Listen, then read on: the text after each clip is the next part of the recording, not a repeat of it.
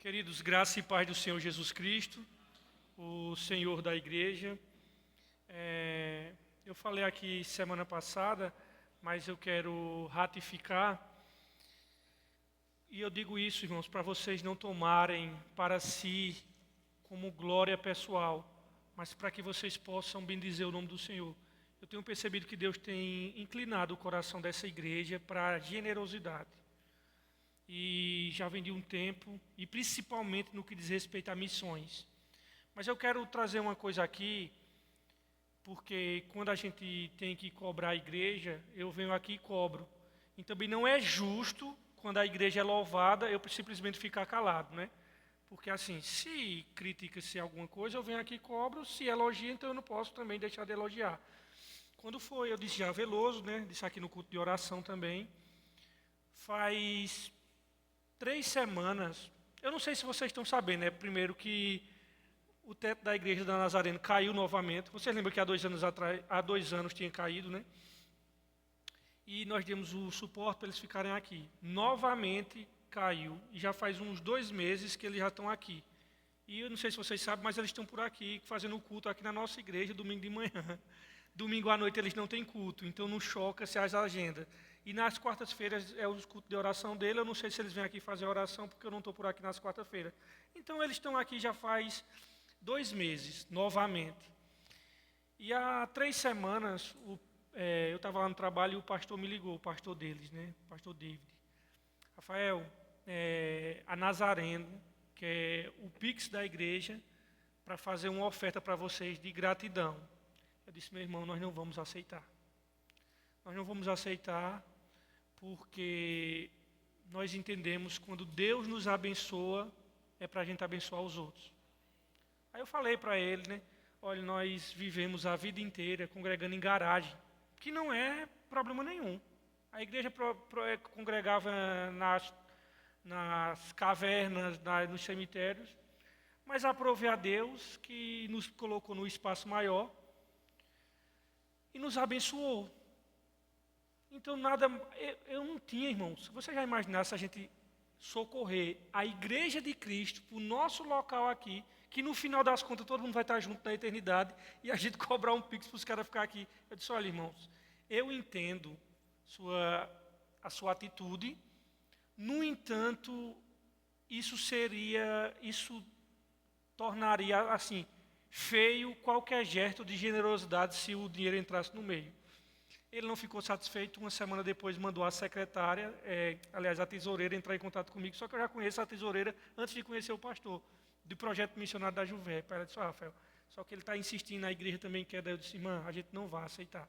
Você vai pegar essa oferta que você ia nos dar, e vocês vão investir justamente no teto de vocês. E é assim, irmãos, que tem que ser.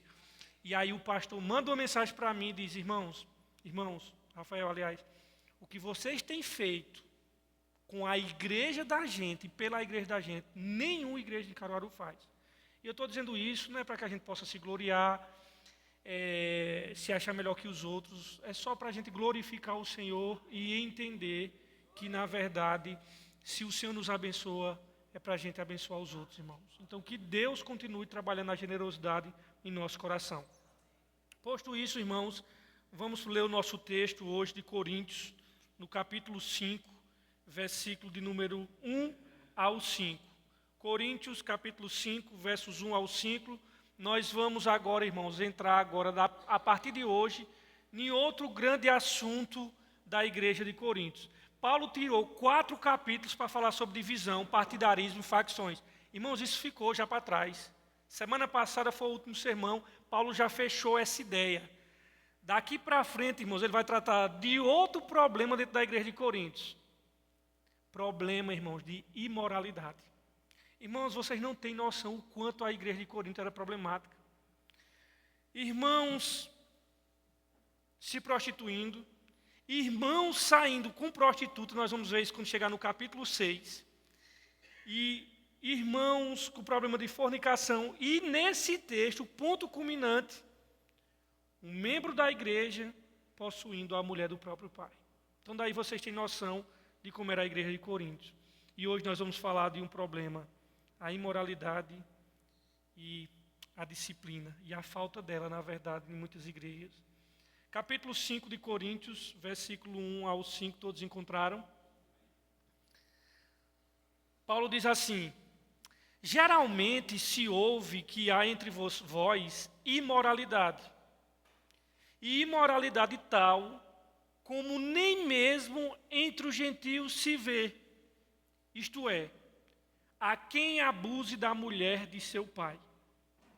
Estais orgulhosos quando devereis estar ao menos entristecido, para que fosse tirado do vosso meio quem cometeu tal ação.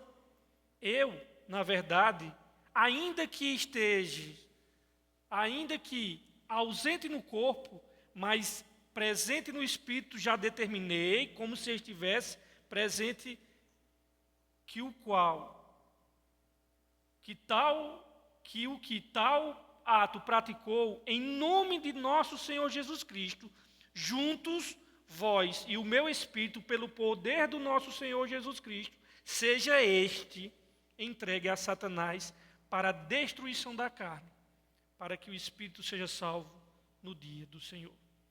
Queridos, ao finalizar os seus argumentos sobre as divisões que aconteciam na igreja de Corinto, Paulo faz a demonstração pastoral, que nós vimos na semana passada, que a igreja imite ele, que ele era imitador de Deus, de Cristo. E logo em seguida, nós vimos semana passada, ele diz, olha, eu estou enviando, sabe para quem a vocês? Estou enviando Timóteo. Timóteo estava sendo enviado para a igreja de Corinto, com a carta em mãos, e Timóteo ia ficar lá, ia ser um representante da vida de Paulo ali, né?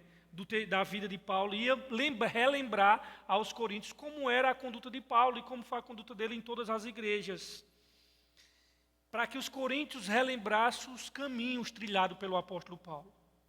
E aí Paulo finalizou o argumento, nós vimos no capítulo 4, dizendo que pretende visitar os coríntios. E Paulo termina dizendo, como é que vocês querem que eu esteja quando eu for visitar vocês? Eu quero visitar vocês com vara ou com espírito de mansidão e de amor e de ternura e de gentileza?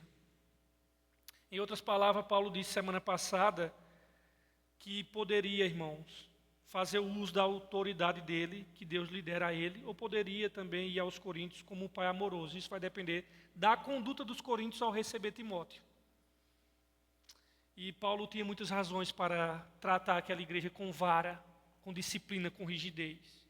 Só que aqui em Corinto, irmãos, logo em seguida, ele expõe uma coisa, irmãos, escandalosa, que era o fato de que um membro daquela igreja, um membro faltoso, e aqui eu quero logo abrir uma digressão, antes de nós entrarmos versículo por versículo. Não é, irmãos, o que está sendo em jogo aqui não é um irmão que errou e está arrependido. Porque quando o irmão erra e se arrepende, a igreja tem que acolher ele com amor e com misericórdia. Não é isso que se trata o texto, viu, irmãos? Não é aquele camarada que errou e disse, meu irmão, eu pequei contra Deus. Não, não.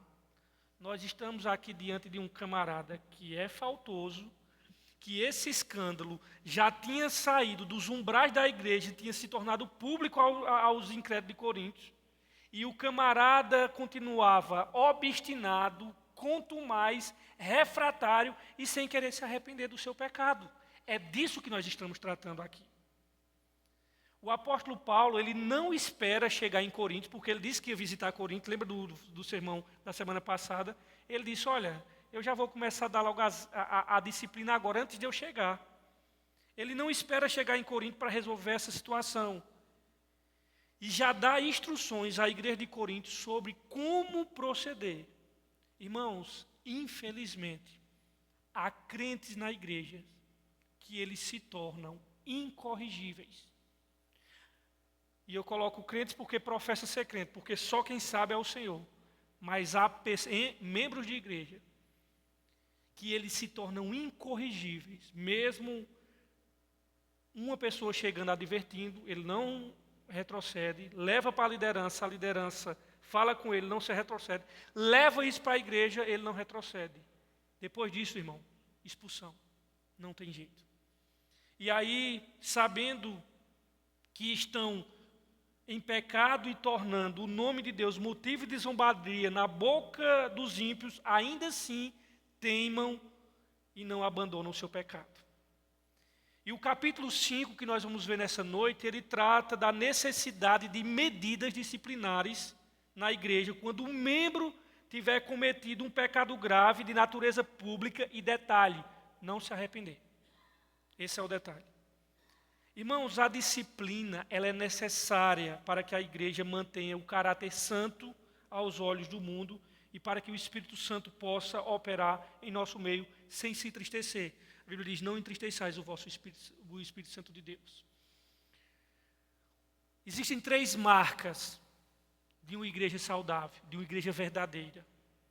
Essa marca é a exposição fiel das Sagradas Escrituras. A segunda marca dela é a administração dos sacramentos, isto é, Santa Ceia e batismo. E a terceira marca da igreja saudável é como ele disciplina os membros faltosos que não querem se arrepender. Irmãos, infelizmente, uma das coisas que tem mais faltado na igreja evangélica é falta de disciplina. E a turma acha que isso é bom. Só que Paulo não concorda com isso e nós vamos ver. Em primeiro lugar, nessa noite, o que é que Paulo vai fazer aqui em primeiro lugar? Ele começa a denunciar o pecado. Veja o versículo 1 comigo, versículo 1. Ele começa dizendo o que, irmãos? Geralmente. A de vocês diz geralmente? Irmão, Paulo começa assim, olha, geralmente se ouve que há entre vós, a minha diz, imoralidade. A de vocês diz imoralidade? Fornicação. Eu vou trabalhar nesse termo ainda. Irmãos, a prática da imoralidade era comum na igreja de Coríntios. Paulo usa o advérbio aqui, geralmente. Pode ver, irmãos, que não era uma coisa esporádica, não era uma coisa de vez em quando, não. Paulo usa aqui o advérbio, geralmente se ouve, ou seja, era uma coisa corriqueira, era uma coisa contínua, era uma coisa, irmãos, terrível. Irmãos, e aqui eu quero dizer que esse advérbio, geralmente, para falar da imoralidade na igreja, eu espero que isso nunca aconteça aqui nas Boas Novas. Que esse advérbio nunca seja utilizado dizendo, geralmente se ouve lá nas Boas Novas que existe imoralidade. Irmãos, que isso nunca aconteça entre nós. Que esse advérbio nunca aconteça, mas que na verdade venha a aparecer o advérbio, raramente se ouve que há escândalo em vocês lá nas Boas Novas. Não o advérbio geralmente, mas o advérbio raramente se ouve.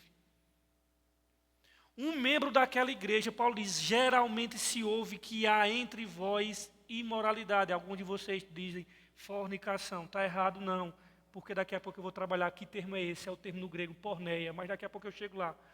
E aí, irmãos, um membro daquela igreja estava tendo relações sexuais com a sua madrasta. É isso que ele diz, geralmente se ouve que há entre vocês imoralidade. E imoralidade tal, ou seja, tão grande, tão absurda, como nem mesmo entre os gentios se vê isto. Isto é, a quem abuse da mulher do seu pai. Irmãos, eles estavam dentro. Corinto era uma cidade totalmente promíscua, depravada, pornográfica.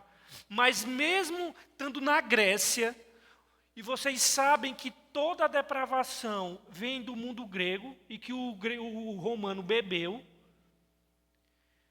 mesmo estando numa sociedade tão depravada, e que vocês sabem, por exemplo, que principalmente na introdução, no voo panorâmico que nós fizemos na carta aos Coríntios, nós vimos, irmãos, era em Corinto, lá na Grécia tinha o templo de Afrodite.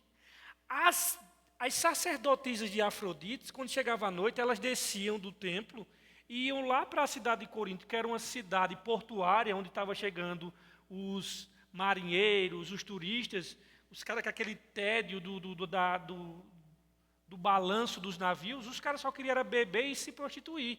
E quem descia à noite para servir de banquete sexual para os caras era a sacerdotisa de Afrodite, a deusa do amor.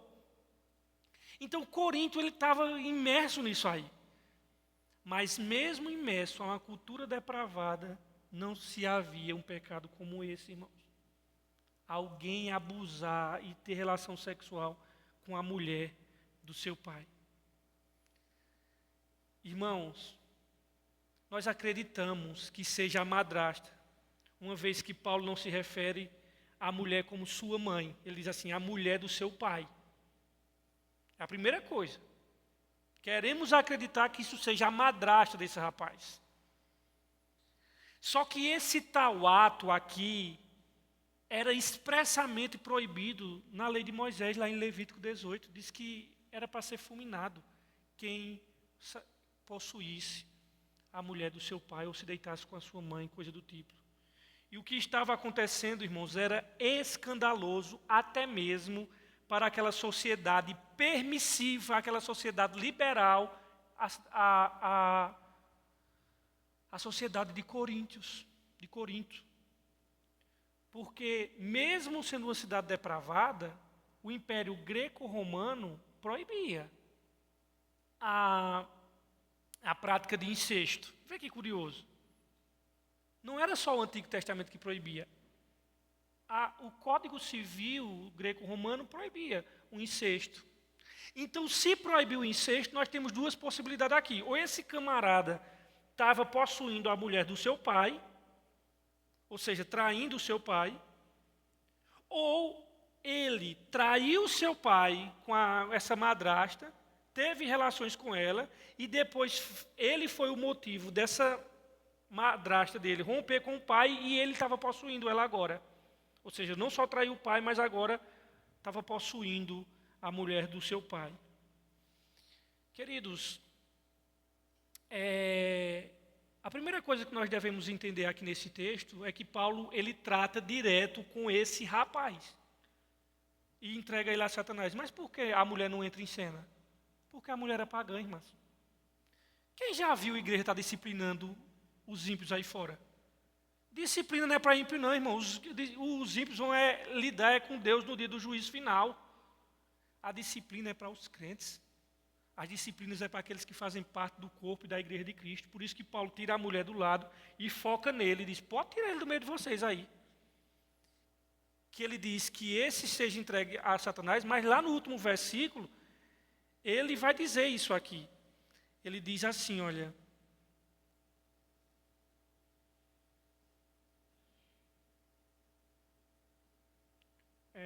Versículo de número 12 e 13.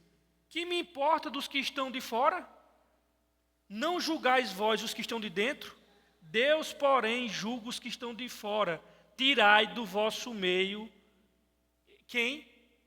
Esse quem? Pode tirar do vosso meio. Na nossa sociedade hoje, tudo sensível. Paulo está sendo muito pesado. Pesado, irmãos? Pesado?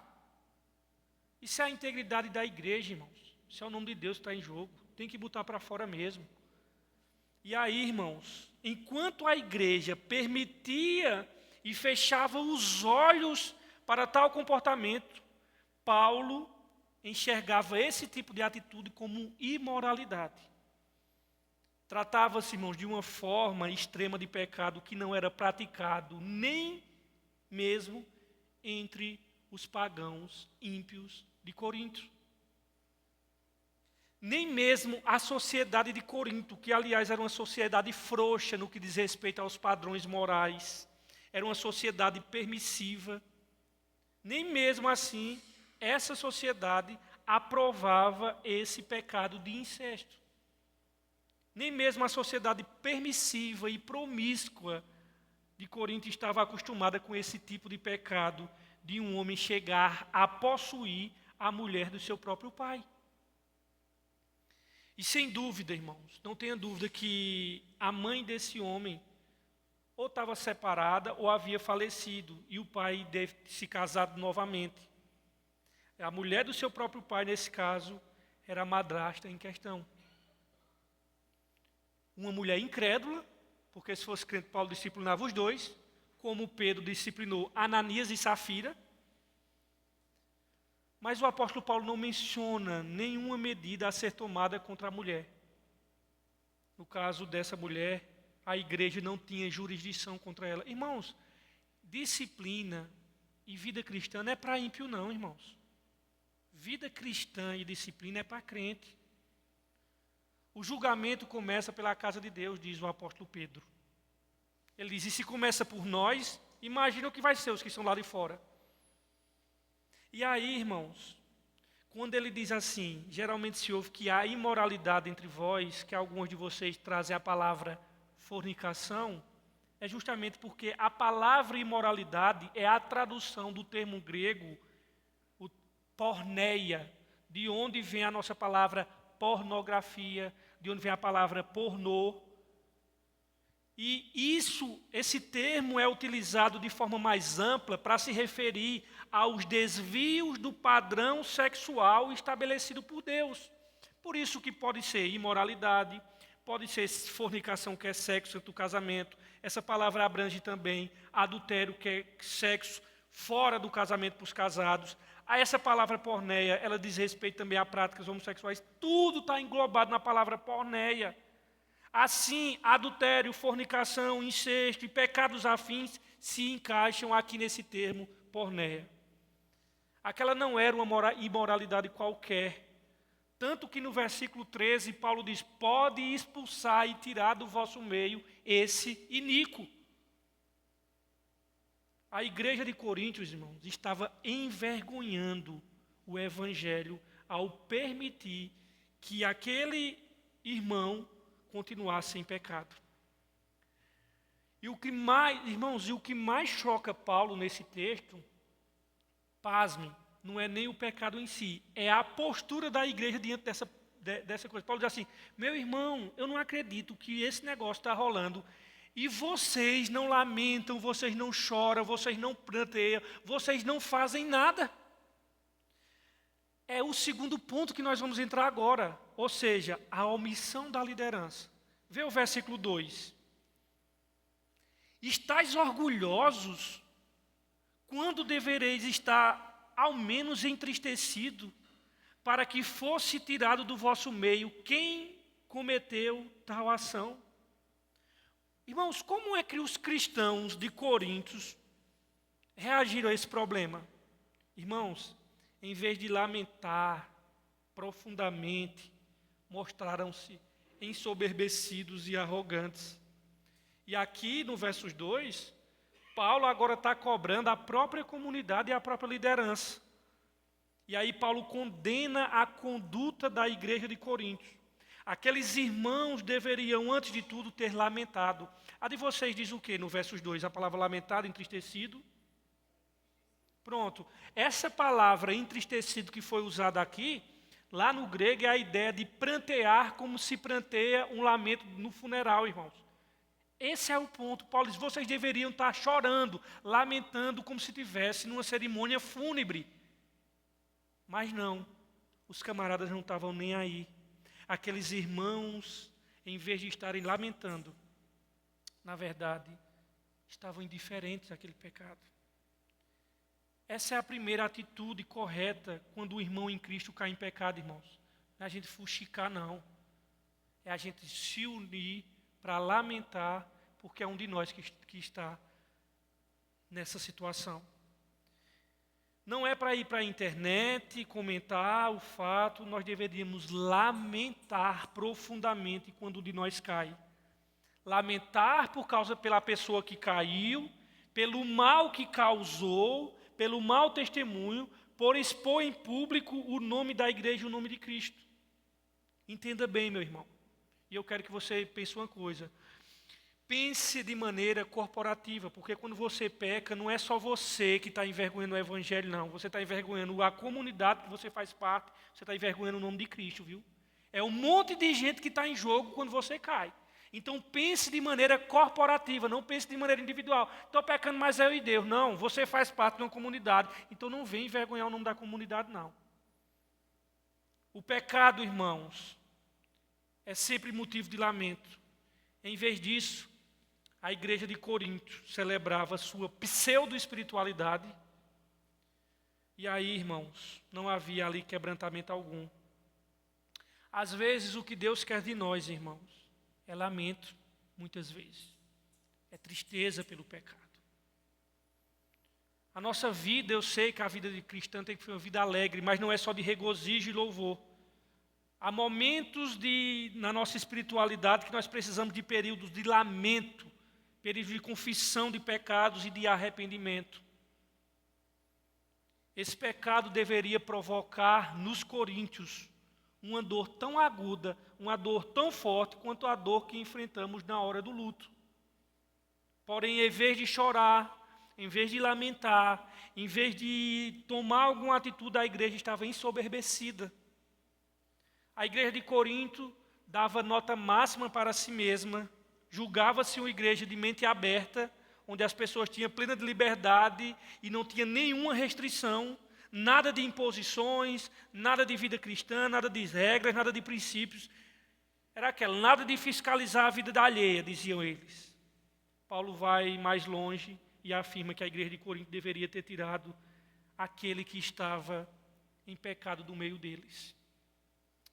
E aí, irmãos, depois de denunciar o pecado, depois de falar da reação da igreja diante daquele pecado, o apóstolo Paulo agora vai mostrar a sentença. O que é que deveria ser feito?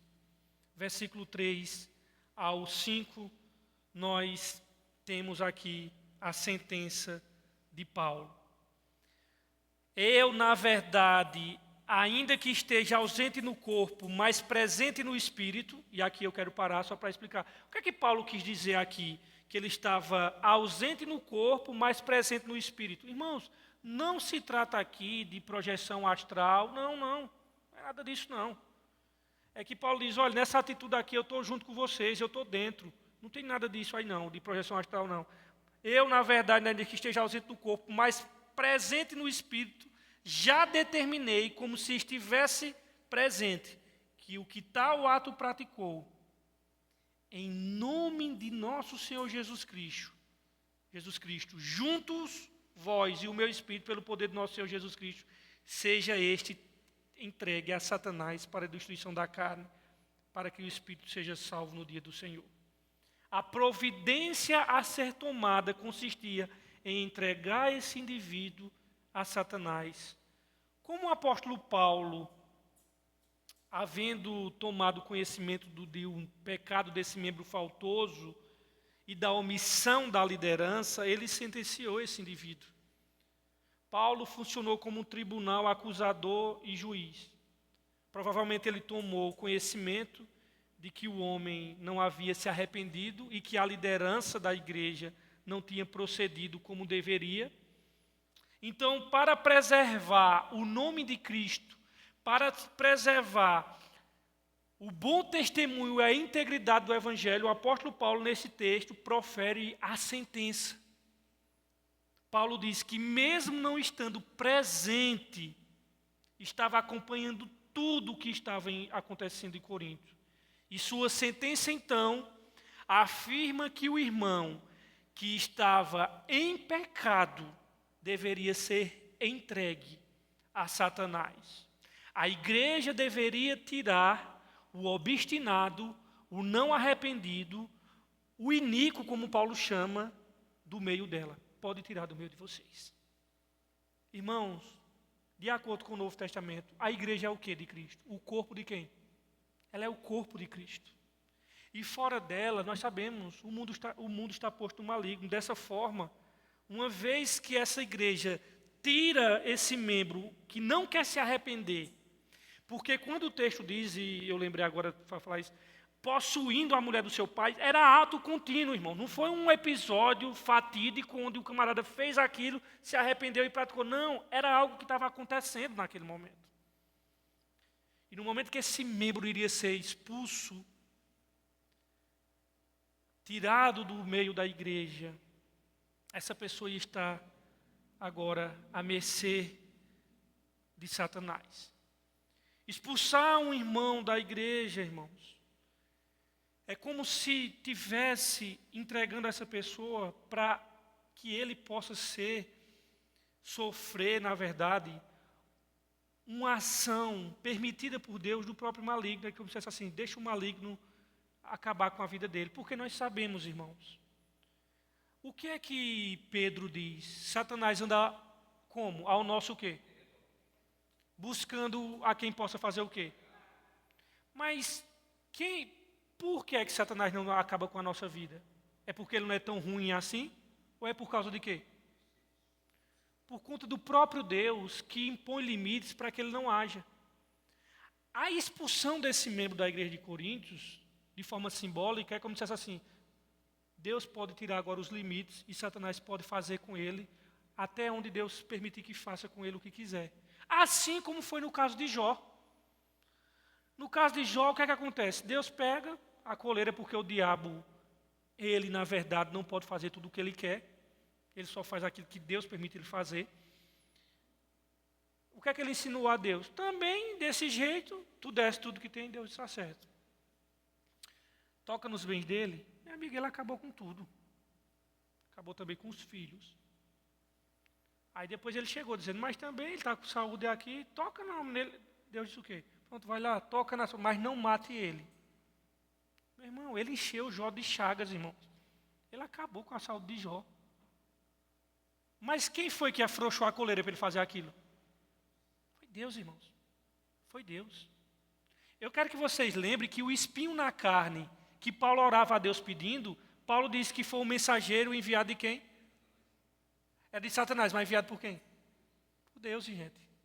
Deus, choquem, pasme, Deus é o Deus até do diabo, irmãos. Quando você vai olhar o período da grande tribulação, lá em Apocalipse, quando se fala dos selos e das trombetas e das taças, chega no momento das trombetas, primeiro o texto diz assim, que foi permitido, que está falando dos gafanhotos, foi permitido atormentar os homens, mas não matá-los. E por 4 vezes no texto diz assim, foi-lhes permitido, foi-lhes dado, foi-lhes autorizado. Sabe por quem foi dado? Por Deus. Aí na trombeta seguinte diz assim, agora foi permitido matar. Gente, entenda uma coisa, Deus não está numa disputa de quebra de braço com o diabo, não. Se esse Deus que disputa quebra de braço com o diabo, irmãos, eu sou ateu desse Deus. O nosso Deus é soberano, Ele não disputa quebra de braço com ninguém, não, irmãos. Existiu no primeiro século uma heresia que dizia que ora Deus ganhava, ora Satanás ganhava, às vezes 45 minutos do segundo tempo, Satanás ganhando, mas Deus conseguia virar essa quebra de braço. Irmãos, a gente está falando do grande eu sou. Não está falando de Zeus, não, irmãos. É o Deus soberano. Deus do inferno e Deus até sobre Satanás. E a expulsão da igreja é a mesma coisa de entregá-la ao diabo, porque o mundo jaz no maligno. Quando Paulo diz, em nome do nosso Senhor Jesus, versos 4, eu estou dizendo agora, em nome do nosso Senhor Jesus Cristo, juntos vós e o meu Espírito pelo poder do nosso Senhor Jesus Cristo, Paulo indica aqui que não era apenas por uma autoridade apostólica que estava falando. Ele decretou sua sentença em nome de Jesus, irmãos. Foi no nome de Jesus. Paulo é muito cuidadoso ao tomar a decisão, pois apenas no nome de Jesus, tendo o Espírito dele unido ao dos coríntios e sob o poder do Senhor Jesus, aquele irmão seria entregue a Satanás. Paulo faz isso, irmãos, seguindo o modelo que Jesus ensinou em Mateus 18. Vamos dar uma olhadinha lá em Mateus 18, só para vocês entenderem a questão da disciplina. Mateus 18, versículo 15 ao 20. Rapidinho para nós ganharmos tempo. Mateus 18.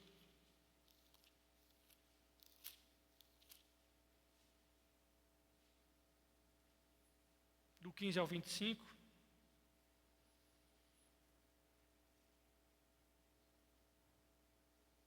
Todo o capítulo de Mateus 18 aqui, irmãos, é sobre disciplina.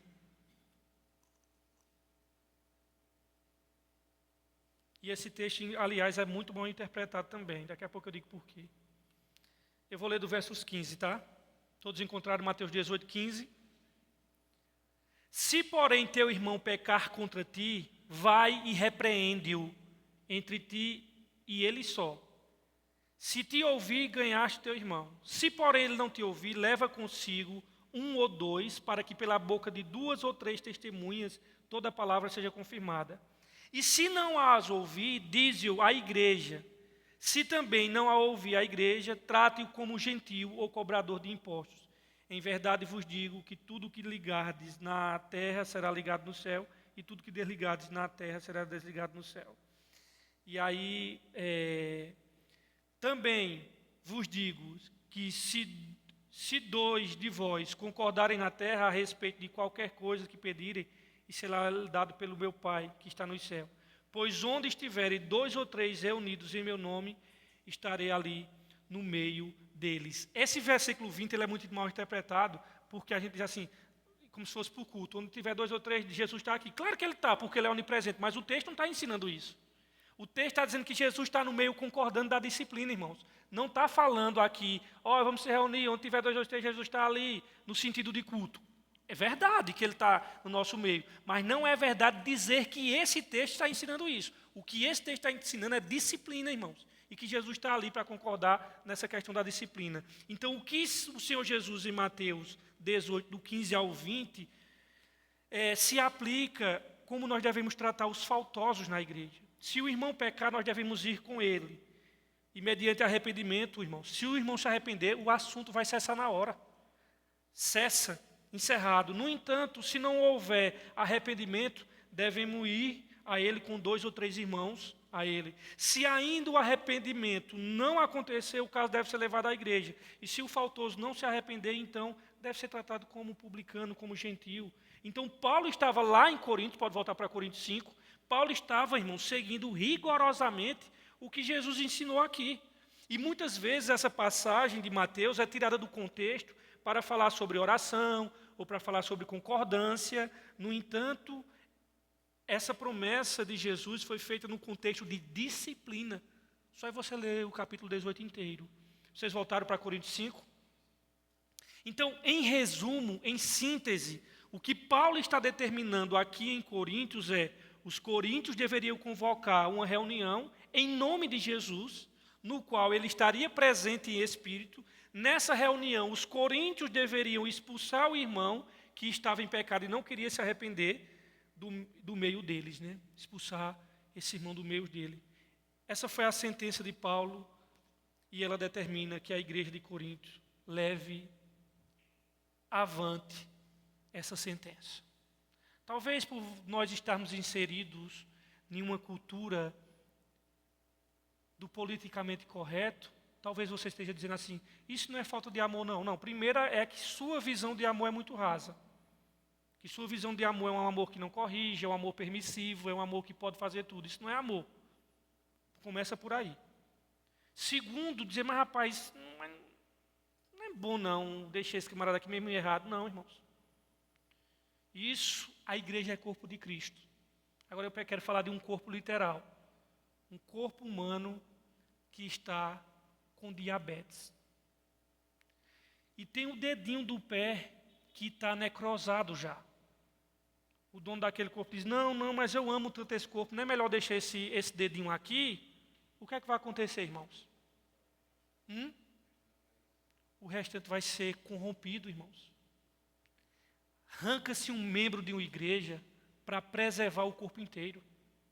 O que Paulo está dizendo é, pode arrancar esse inico do meio de vocês, expulsa ele, para que possa manter a integridade. Irmãos, deixem uma igreja sem disciplina, deixem membros faltosos sem ser corrigidos. Não diga nada não, cada um na sua, Deus vai resolver com cada... Para vocês verem até quanto tempo essa igreja vai se tornar uma sinagoga de Satanás.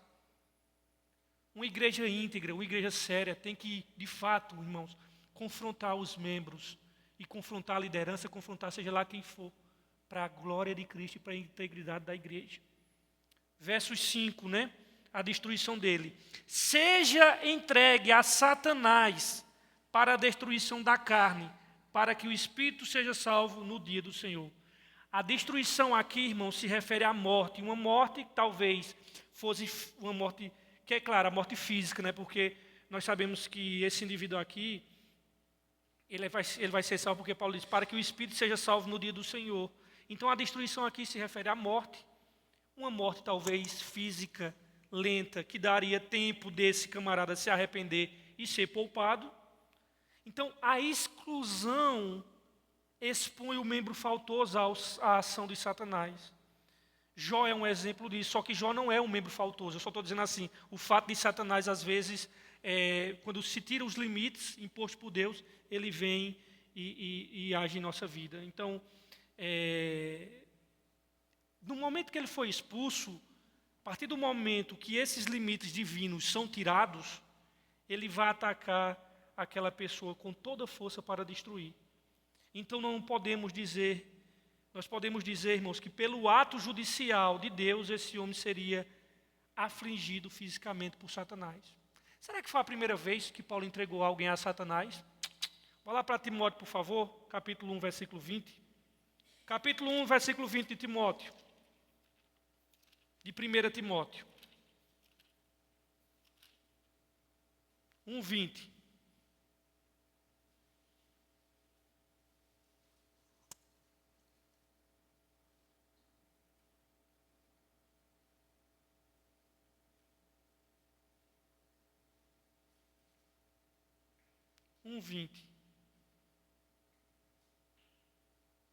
Posso ler? De 1 Timóteo, capítulo 1, versículo 20, diz assim a palavra de Deus.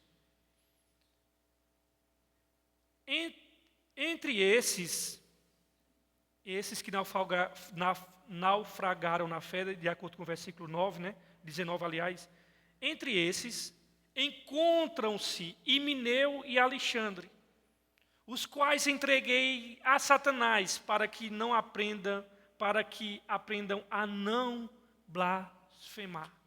Irmãos, não é só na época de Paulo. Toda igreja, ou na maioria das igrejas, vai passar, ou já passou, ou tem um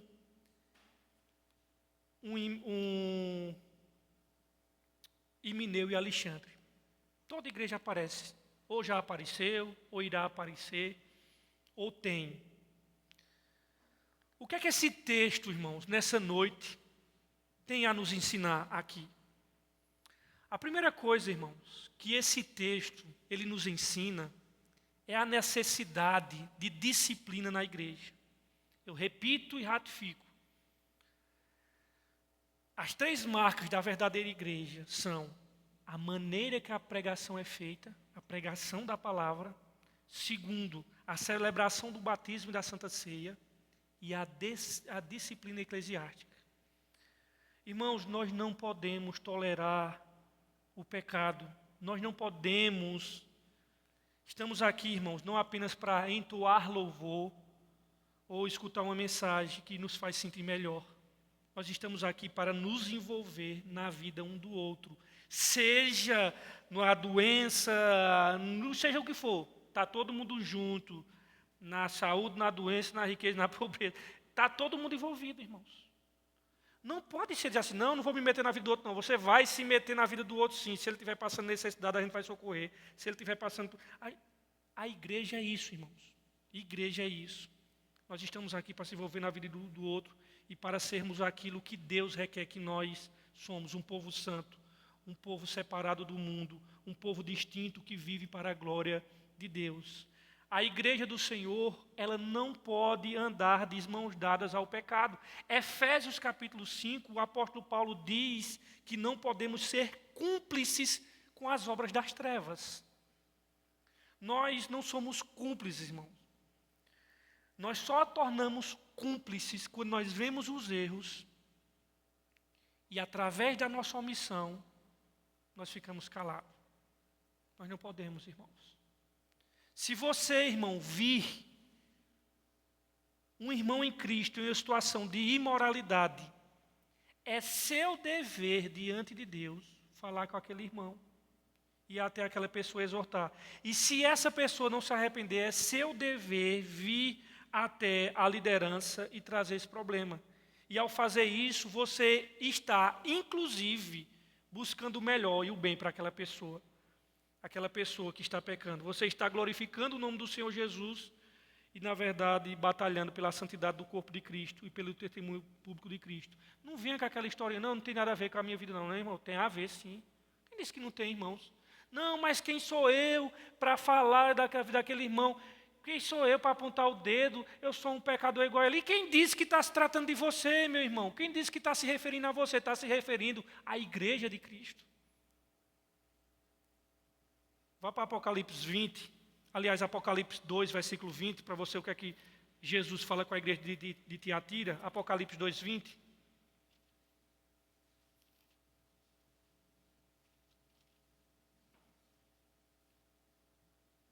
2:20, a igreja de Tiatira.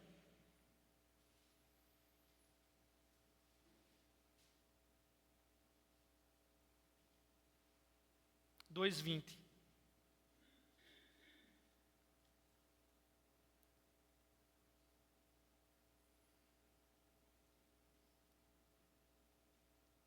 Posso ler? 2:20 de Apocalipse. Tenho, porém, contra ti, isso é Jesus dizendo, que toleras Jezabel, mulher que se diz profetiza. Com seu ensino ela engana os meus servos, seduzindo-os a se prostituírem e a comerem das coisas sacrificadas aos ídolos. O que acontece com uma igreja que se omite, uma igreja que não toma o seu lugar, uma igreja que não batalha pela pureza? A primeira frase do versículo 20. Quem é que está dizendo que é contra ela? É Jesus, irmão. Ah, Jesus é contra a igreja. Aqui, ó. Entra em pecado para ver se ele vai alisar a cabeça. Jesus não tem 2 pesos, 2 medidas, não, irmão. Ele só não vai condenar no inferno os filhos dele. Agora que os filhos não, os irmãos dele, né? Mas que ele não vai fazer vista grossa, não. Tenho, porém, contra ti. Ele está falando da igreja dele. Irmãos, vocês conseguem imaginar Deus, Jesus, se opondo a nós? Se dizendo assim, eu sou contra vocês, eu sou contra vocês. Esse é o sentido disso aqui, irmãos.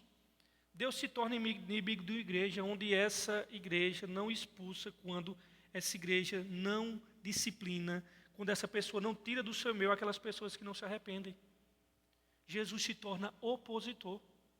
Ele diz aqui, vocês toleram Jezabel. A igreja, irmão, ela pode ser lotada, ela pode ser um ambiente leve, agradável, socialmente inclusiva, seja lá o que for. Se ela não é uma igreja que anda na disciplina, pode cantar louvores com alegria, todo mundo sai lá entusiasmado, mas tem um problema, Jesus é contra ela, Jesus não está lá. Está igual a igreja lá do céu, está batendo na porta. Está batendo na porta porque ele não está dentro. E você imagina a gente amanhã aqui celebrando a Santa Ceia do Senhor e simplesmente Jesus não participando no sentido de aprovando isso?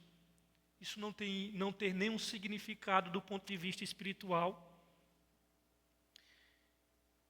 É isso que Jesus está dizendo aqui. Porque ele está dizendo aqui a igreja de Tiatira, eu tenho visto crentes que estão tolerando Jezabel. Irmãos, hoje em dia, tem crentes que resistem à ideia de disciplina na igreja. Sendo que eu poderia trazer um estudo só para falar de disciplina na igreja, de acordo com o Novo Testamento. Não, quem sou eu para apontar o dedo? Não é sobre você, não é sobre sua vida, é sobre Cristo, a dignidade dele, sobre o corpo dele, sobre a igreja dele. Então, não tem nada a ver com o seu antropocentrismo, deixe de ser autocentrado. Isso não é sobre a sua pessoa, não é sobre as suas motivações. E tem alguns que dizem assim, isso é falta de amor. Irmãos, quando o médico arranca um dedo do necrosado, um pé, não é falta de amor não, é para salvar o corpo inteiro. Então, nós temos uma ideia de que amor é quanto mais conforto você proporcionar à pessoa, deixa ela ali, mais aliviada, o mais tranquilo possível, com seus pecados de estimação. Isso não é amor, irmãos. O que impedia, por exemplo, de acordo com os versos 2 desse capítulo que nós lemos, o que é que impediu a igreja de Corinto de disciplinar um membro? Foi falta de amor? Não, Paulo disse, sabe o que foi? É o orgulho de vocês, a soberba de vocês, o inchaço de vocês que impede isso aí. E as pessoas confundem as coisas. Ah, isso não é amor. E Paulo diz, não, isso, vocês não disciplinados, foi a ação do orgulho mesmo. Irmãos, que nós possamos lamentar todas as vezes que um membro da nossa igreja cai em pecado. Que nós lamentamos, se ele se arrepender, que nós encerremos essa conversa, mas se ele não se arrepender, mesmo um grupo indo falar com ele, mesmo quando a igreja falar com ele, ele não se arrepender, meu querido, pode desaparecer daqui para a preservação do corpo. Pode desaparecer. Ah, mas isso é falta de amor, não. Irmãos, quem quer viver em pecado e quem não quer mudar, aqui não é o lugar. Porque a igreja é o lugar dos inconformados consigo mesmo. A igreja é o lugar daqueles que estão lutando por santidade e estão lutando para não, negando-se a si mesmo e lutando para cada vez mais ser a semelhança de Cristo. Se a pessoa não quer isso para ele, então esse não é o lugar. Não, eu quero depravar, eu quero viver a minha vida no pecado. Então, meu querido, pegue seu banquinho e saia de mansinho, porque não é o seu lugar. O seu lugar é na rua da má fama, o seu lugar é em outro lugar, mas não aqui. Você está no lugar errado. Esse é o ponto.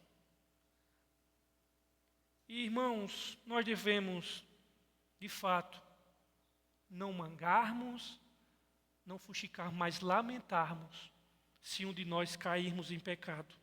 E é isso que Paulo diz, nem ao menos entristeceste. É uma emoção correta ter, é a tristeza.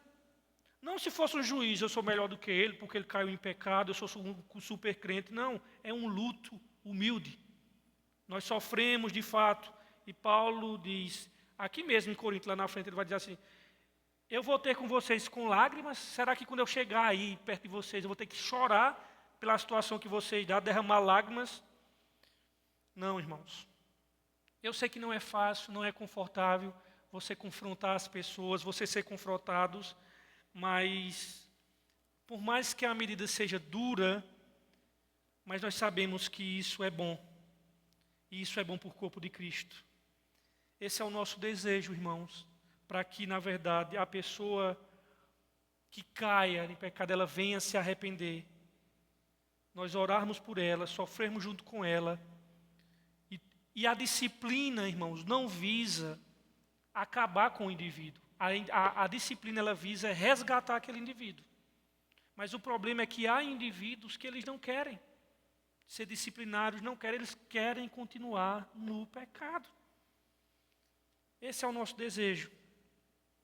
A disciplina, irmãos, é uma ferramenta bíblica e santa que deve ser mantida dentro do seio da igreja e corretamente aplicada na casa do Senhor. E o Senhor Jesus Cristo foi quem estabeleceu isso. Ele tem todo o direito de fazer isso. Isso é prova de amor. Tem uma igreja muito dessas paredes pretas aí em São Paulo, da moda, que o pastor não titular, o reserva, semana passada foi pego em adultério. E o pastor titular simplesmente o expulsou.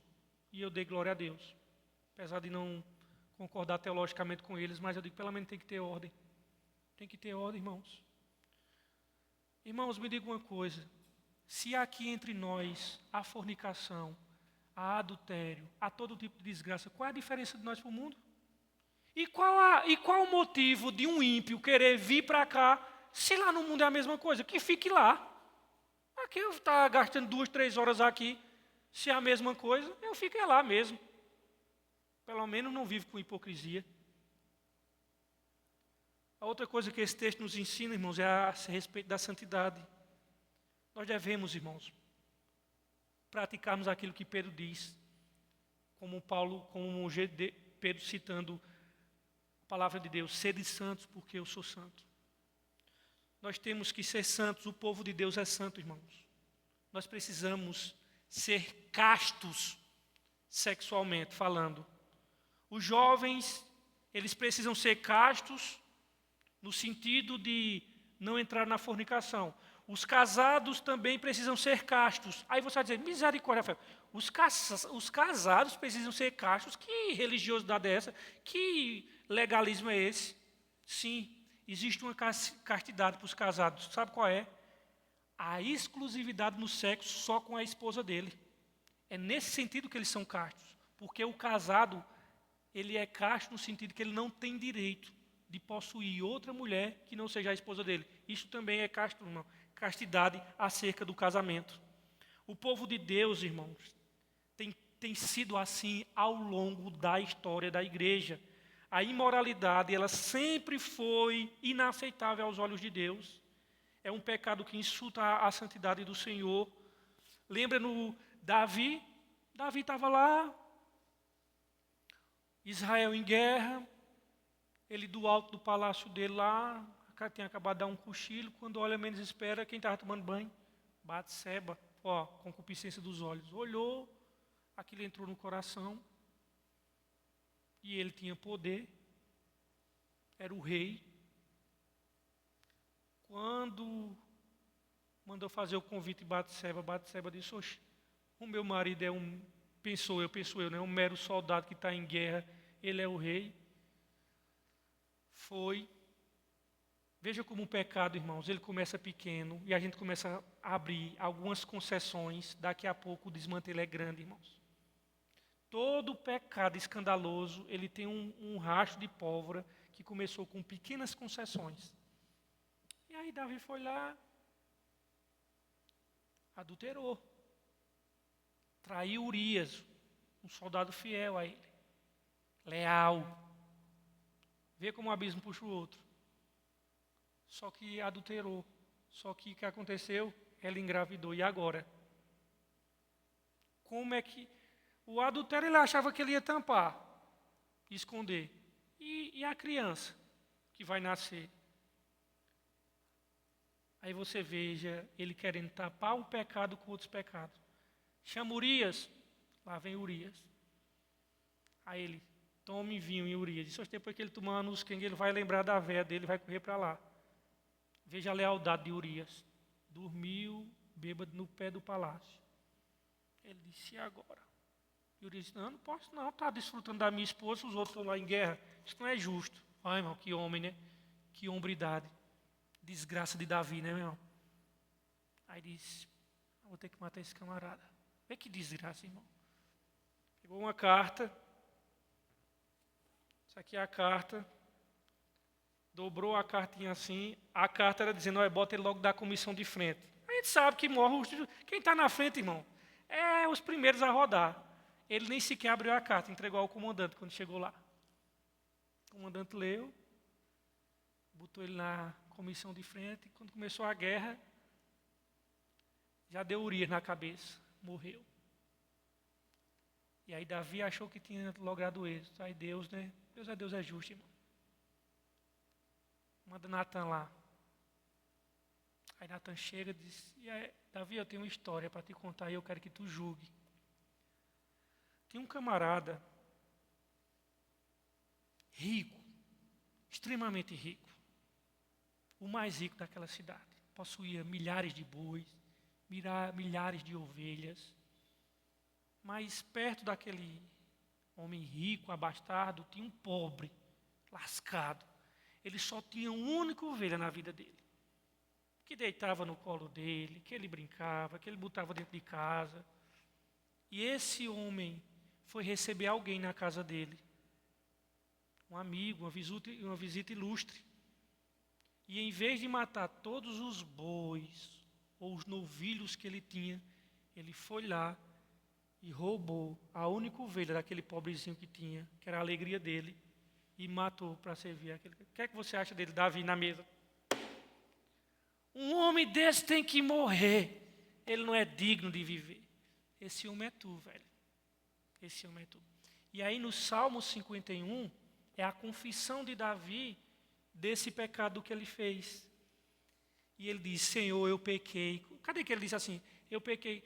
Nós sabemos que ele pecou contra Urias, que ele matou Urias. Ele pecou contra a família dele. Ele pecou contra os soldados de Israel, porque ele não era justo ele estar fazendo aquilo, enquanto os outros estavam derramando sangue na guerra, morrendo. Mas ele entendeu que no final das contas, ele pecou contra Deus. Ele disse, Senhor, pequei contra o céu. E contra ti somente pequei. Não é verdade que ele só pecou contra Deus. Mas o que ele estava dizendo é, no final das contas, Senhor, o meu pecado é contra ti. E ele diz, e vocês sabem, né? Que Natan disse, não, o teu pecado está perdoado, mas a desgraceira da casa de Davi nunca se morreu tendo uma família infernal. E aí, irmãos, o pecado de Davi envolveu, irmãos, assassinato, promiscuidade, tanta coisa feia. E ele, ponderando aqueles pecados, ele disse, pequei contra ti e contra ti somente eu pequei. Vocês lembram de José lá no Egito? Foi para a prisão de forma injusta, porque os irmãos tinham vendido ele como escravo. Já tinha sido injustiçado pelos irmãos. Depois, a mulher de Potifar, com o espírito de, vou usar uma linguagem bem de crente, com o espírito de pomba gira dentro dela, deita comigo todo dia, deita comigo. Acho que ela vivia num estado permanente de período fértil. Aquela mulher não existe, não. Deita comigo. José é homem íntegro. Sabe o que é que José disse? Como poderei eu pecar contra Deus e contra o meu senhor, que era Potifar? Olha que cara íntegro, meu irmão. Eu não posso fazer isso não, porque se eu fizer, eu estou pecando contra Deus. E estou pecando contra Potifar. Aquele Satanás ainda, quando José estava lá, tentou correr, José deixou a roupa, ela pegou e ainda levantou um falso. E José caiu na prisão. Irmãos, o povo de Deus sempre teve esse conceito. É um pecado de insulto ao Senhor e à santidade do Deus verdadeiro. Além de ser um insulto a Deus, é um pecado tremendamente destrutivo para o próprio indivíduo. Sabe por quê? Porque esse tipo de pecado, ele destrói famílias, irmãos. Ele destrói o seu interior. Eu nunca vi um homem, até os ímpios, eu estou falando de ímpio agora, sem o Espírito Santo de Deus, se envolver em adultério, que ele não seja indiferente aos familiares dele. Eu tenho um amigo, um irmão em Cristo, eu não vou citar o nome dele, ele não é daqui da igreja, mas ele é conhecido muito de vocês.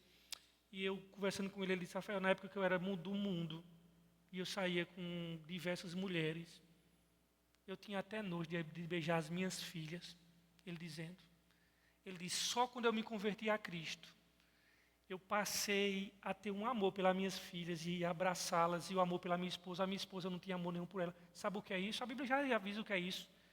O pecado cauteriza, o pecado endurece. Você sabe o que é cauterizado? Quem já teve uma bolha no calcanhar, e depois aquela água saiu e ficou só aquela pelinha? Você pode beliscar aquela pelinha, dói? Dói não, irmãos. O pecado, ele nos torna insensível. Pode ver que um camarada que, num momento, ele não trai só a esposa, ele trai os filhos, ele trai toda a família. E você vê que esse tipo de pecado, ele destrói tudo. Eu vejo pessoas, por exemplo, já no final da vida, e aí diz, não, aí já velho, aí diz assim, foi um cara que na juventude, por causa de um prazer imediato, traiu a esposa, traiu os filhos, aí acabou com a família. Tá lá, eu digo, meu Deus, por causa de um prazer imediato, hoje o sujeito está sozinho aí, sem respeito dos filhos, sem o respeito da esposa, e sozinho, abandonado, por causa que lá na juventude foi um menino que não conseguiu segurar os seus prazeres. O que define um homem maduro, uma mulher madura, sabe o que é? É a capacidade de controlar os seus prazeres. Quem não controla os seus prazeres, os seus instintos, ainda é um animal, pô, é um menino. É uma mulher. Então, você vê que isso destrói as pessoas. Quantas pessoas hoje estão assim, filhos longes, filhos indiferentes? Por quê? Porque em um dado momento da vida, escolheu fazer a vontade da sua carne, achando que aquilo ia ser para sempre e aquilo só fez destruí-lo. Então, esse pecado destrói família, ele destrói o seu interior, ele destrói sua comunhão com o Senhor, se for remido. E se for remido é pior ainda, porque ele peca contra Deus, peca contra a família dele e peca contra toda a igreja de Cristo. Por isso que nós deveríamos pensar de forma corporativa. Senhor, se eu fizer isso, eu vou estar pecando contra o Senhor, mas eu vou estar pecando contra todos os membros da igreja. E vou estar traindo a confiança do corpo de Cristo. E botando o teu nome para ser blasfemado entre os pagãos. Por isso, irmãos, eu digo, se você está traindo o seu cônjuge, você está dormindo com a sua namorada, você está vivendo em pornografia ou namoro lascívio, na autoridade de Jesus Cristo, na palavra dele eu te digo, se arrependa, meu irmão e minha irmã. Se arrependa, abandone o seu pecado. Você não pode viver dessa maneira. Abandone, porque senão isso vai te escravizar. E o pecado, ele promete prazeres sem medidas, mas no final das contas, ele vai, na verdade, tornar você um escravo. Volte para o Senhor e viva amando o Senhor e servindo ao Senhor de forma integral. E Ele vai abençoar a sua vida, porque Ele tem prazer em perdoar e Ele tem prazer em trazer a comunhão com os seus filhos. E se você aqui nessa noite está andando em pureza, andando em santidade, andando correto diante do Senhor, reafirme o seu compromisso com o Senhor e olhe para esse texto e diga: Senhor, eu te agradeço porque apesar de todos os meus defeitos, eu tenho, pela tua graça, tu tem me dado graça sobre graça para que eu possa obedecer ao Senhor no que tange a esse assunto.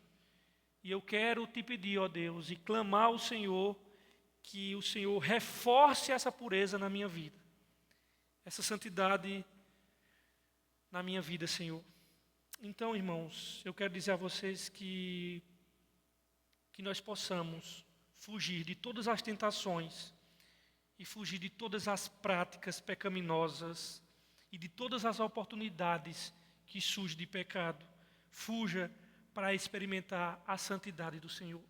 Irmãos, todos os nossos dias nós somos expostos a tantos os pecados, irmãos, tanta oportunidade de fazer o erro. São cada as tentações, mas quando você pensa no Senhor, pensa na forma corporativa do corpo de Cristo, e quando você pensa também que prazeres imediatos, às vezes, eles trazem tormentos para sempre. O livro de Provérbios mesmo diz que aquele que adultera, ele é como se estivesse louco. É uma noite de prazer, uma vida de tormento. Quantas pessoas tiveram a vida atormentada porque lá no passado tiveram deslizes nessa área? Então que nós possamos fugir do pecado e saber que ele é igual a algodão doce. Nós botamos na boca, daqui a pouco se some, mas as sequelas dele é muito grande, irmãos. Até hoje, todas as minhas fugas de pecado, que o Senhor me deu graça, não é porque eu sou bom não, porque o Senhor me deu graça, eu não me arrependo de nenhuma delas de ter cedido. Então, de ter cedido ao pecado. E olhe que apareceu coisas que eu mencionar aqui a vocês vão ficar de boca aberta. Mas que Deus nos dê a tentação. O que é que Jesus pediu para nós orarmos? Livra-nos do mal, Senhor. Livra-nos do mal. Livrai-nos da tentação, porque ela pode acabar com a nossa vida. Que Deus nos abençoe, meus irmãos. Até amanhã temos Santa Ceia.